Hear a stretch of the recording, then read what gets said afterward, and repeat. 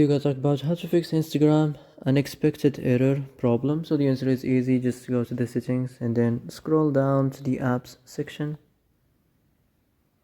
and then go to the search and search Instagram and then go to the storage, and here you will find this clear cache option. Click on it.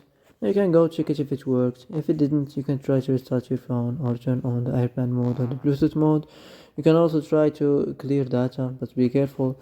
If you clear data, all the Instagram's data will be deleted. This includes all files, the settings, the accounts, the databases, etc.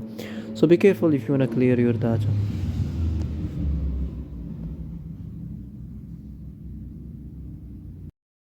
So that's it for today's video. I hope this is the answer you've been looking for. If you like this video, don't forget to like and subscribe, and see you in the next video.